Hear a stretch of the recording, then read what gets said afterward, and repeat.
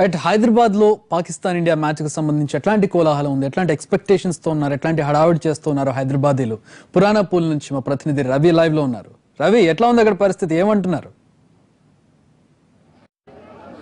మరి కాసేపట్లో దాయాదుల మధ్య సమరం ప్రారంభం కాబోతోంది. ఇండియా పాకిస్తాన్ మ్యాచ్ అనగానే ఎక్కడా లేనటువంటి ఉత్కంఠభరితమైనటువంటి వాతావరణం ఉంటుంది. ఎందుకంటే రెండు మ్యాచ్ల మధ్య మ్యాచ్ జరుగుతూ ఉంటే దాన్ని మ్యాచ్ గానే అభివర్ణిస్తాం, కానీ ఇండియా పాకిస్తాన్ అనగానే ఒక వార్ లాగా అందరూ భావిస్తారు. ఇండియా పాకిస్తాన్ మ్యాచ్ ఎప్పుడెప్పుడు అని చెప్పి ఎదురు చూస్తున్నటువంటి పరిస్థితి. ప్రతి ఒక్కరు కూడా పాకిస్తాన్ ఇంగ్లాండ్తో గెలవాలి అని చెప్పి కోరుకున్నారు. ఎందుకంటే దాయాది పాకిస్తాన్ అప్పటికి కూడా ఇంగ్లాండ్తో గెలిచి ఖచ్చితంగా ఫైనల్కు రావాల్సిందే అని చెప్పి కోరుకున్నారు.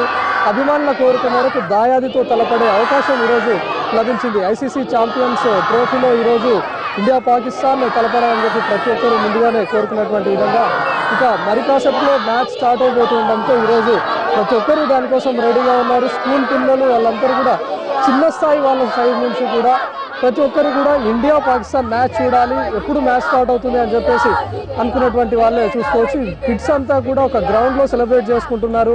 ఫ్లాగ్స్ అన్ని పట్టుకొని ఈరోజు ఇండియా గెలవాలి అని చెప్పి కోరుకుంటున్నటువంటి వాళ్ళు. అయితే ఈరోజు దేశవ్యాప్తంగా కొన్ని రాష్ట్రాల్లో కూడా చూసాం, హైదరాబాద్లో కూడా చూసాం, ఇండియా విన్ అవ్వాలి, ఖచ్చితంగా విన్ అయి తీరుతుంది అని చెప్పి కూడా హోమాలు పూజలు చేసినటువంటి వాళ్ళు కూడా ఉన్నారు. మరికొందరు తమ అభిమానాన్ని చాటుకునేలా టీమిండియా ప్లేయర్స్ అందరికీ పూజలు కూడా నిర్వహించినటువంటి వాళ్ళు ఉన్నారు. మరి ఆ మ్యాచ్ పై ఎంత ఉత్కంఠగా ఎదురు చూస్తున్నారో కూడా తెలుసుకున్నారు. ఈ కాసేపట్లో మ్యాచ్ స్టార్ట్ అవుతుంది కదా, ఎలా ఉంది? అంటే ఇప్పుడు మీరు స్కూల్ నుంచి వెళ్ళిపోయి ఇక్కడ మ్యాచ్ నుంచి వెళ్ళిపోయి చూడాలా? అవును, చూడాలి. పోయినసారి ఇట్లా ఇండియా పాకిస్తాన్ మ్యాచ్ అయిండే, అప్పుడు ఇట్లా గెలిచింది. ఈ రోజు ఇట్లా ఇండియా గెలుస్తుంది, ఛాంపియన్షిప్ ఇట్లా కొడుతుంది. ఇట్లా ఇలాంటి ఇండియా పాకిస్తాన్ మధ్య మ్యాచ్ ఎలా ఉండబోతుంది? చాలా టెన్షన్ ఉంది సార్, మాకైతే చాలా టెన్షన్.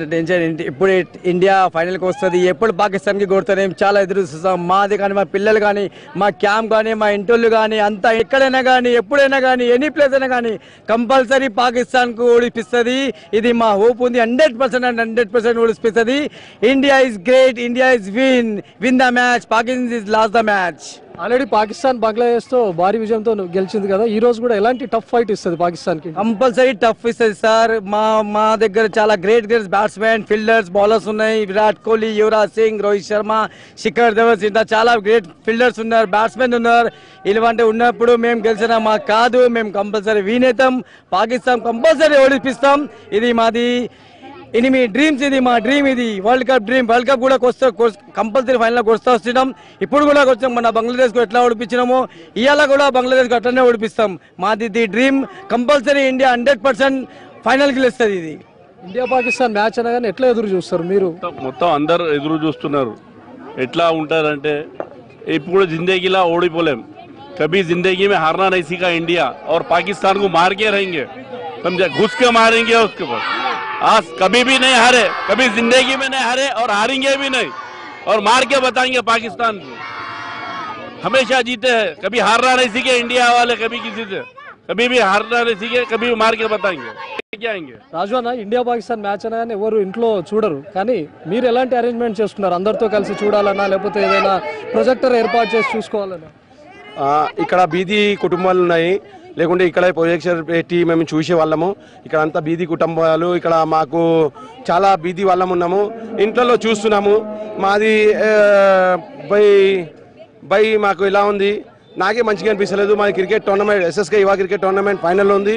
నాకు అనిపిస్తుంది ఈ క్రికెట్ టోర్నమెంట్ ఆపేసేసి మళ్ళీ ఇది రేపు ఆడిపించాలని, నా ఇండియా, నా భారతదేశం గెలవాలని నాకు చాలా ఉంది. నాకు దేవునికి ఒకటే ప్రార్థన చేస్తున్నాను, మా గౌమాతకు ఒకటే ప్రార్థన చేస్తున్నాను. ఈ క్రికెట్ టోర్నమెంట్ గెలిచి ఇంకా మాకు రేపు ఆడిపించాలని ఫైనల్లో చూపిస్తున్నాం. కానీ దేవుని దయతోని మా భారతదేశం గెలుస్తుంది. ప్రతి పిల్లగాడి నుంచి ప్రతి 80 ఏళ్ళ ముసలమ్మ అయినా, మా తల్లి అయినా భారతదేశం గెలవాలని మాకుంది.